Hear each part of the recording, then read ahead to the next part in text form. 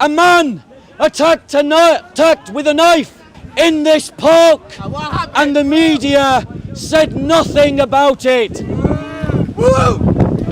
Why? Why, Bob? Why? I'll tell you why. Tell us, Bob!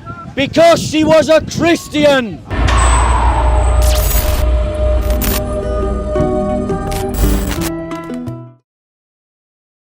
My next topic, ladies and gentlemen, What's your next topic, Bob Sila? is the silence that was met by the attack that happened here last week Hatun. to Hatun. Okay. Not last week. How? 2 weeks ago. 2 weeks ago. 2 weeks ago.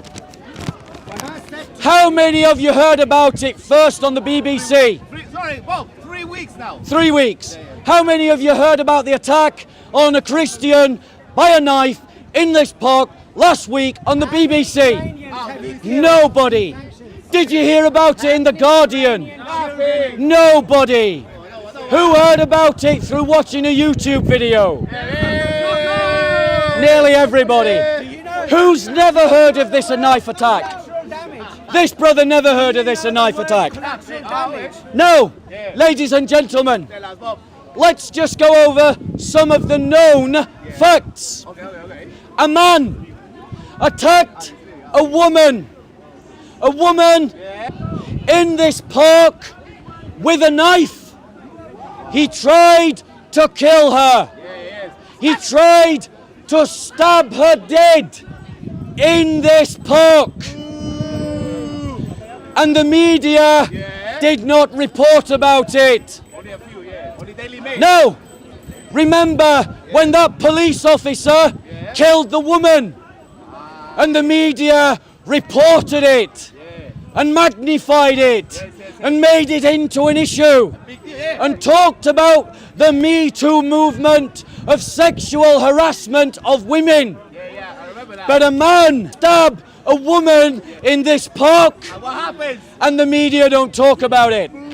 Well, a man attacked with a knife in this park And what happens? and the media said nothing about it. Why? Why, Bob? Why? I'll tell you why. Tell us, Bob! Because she was a Christian and a Christian critique of Islam. But for that reason, the media didn't want to report it. And they didn't want to report it Why, Bob? because what they are afraid of. What are they afraid of, Bob? They are afraid of highlighting Hatun's actions and then having riots in Bradford, Luton, Birmingham and East London. They want to keep the peace.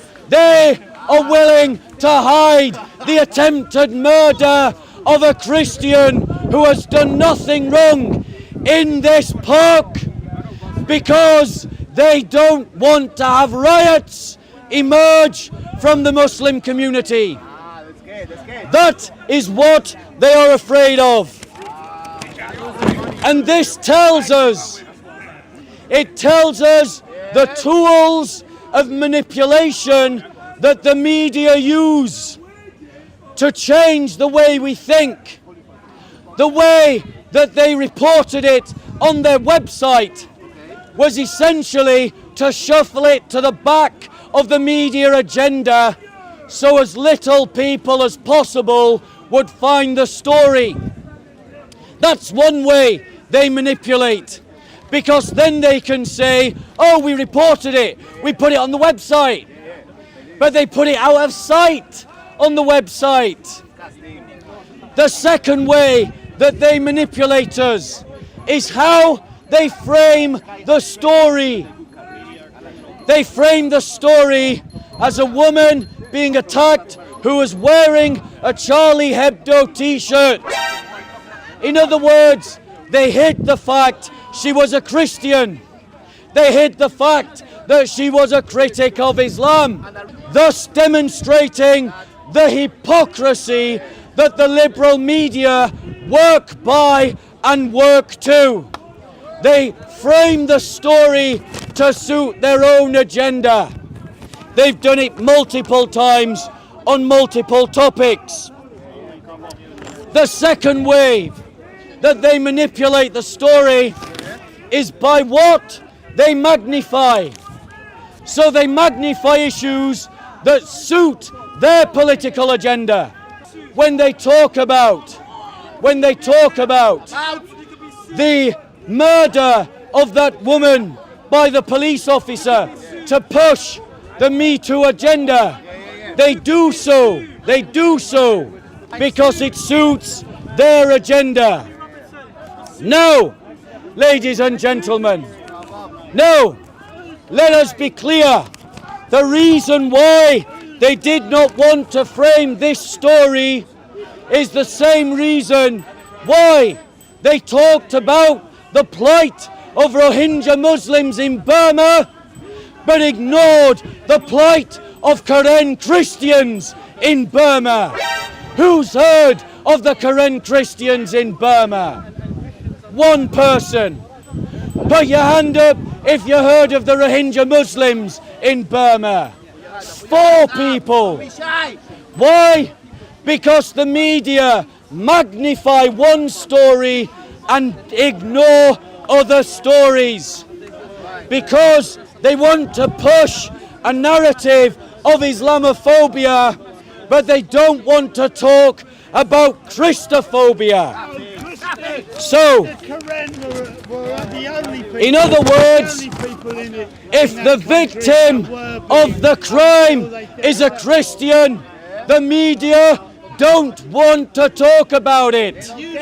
They don't care. So, as Christians, what must be our response? Our response must be... And the Muslims. Gonna take a drink? At least 5 other other people in that country that are persecuted by the government. The Karen Christians are just one. To be aware and to educate our Christian community about the way the media manipulates the stories, about the way, for instance, they ignore the genocide of Nigerian and Sudanese Christians, or the plight of Pakistani and Egyptian Christians, or the plight of Filipino and Burmese Christians. We must educate ourselves about the way the media manipulate the story. We must, at every time and in every opportunity, call out the double standards of the media. Whenever you have the chance, call them out. We have to stop funding the media, the BBC, the Guardian, and the media liberal establishment. Don't put your money into them. We have to support Christian media outlets, and those media outlets like Russia Today and Great British News that talk about these kinds of stories. Move your money into the media outlets that are talking about the stories that are the concerns of the Christians, and have sympathy to the church. And finally, we must educate ourselves about the media establishment and about its anti-Christian agenda, and we must talk about it openly in our fellowships. Any questions?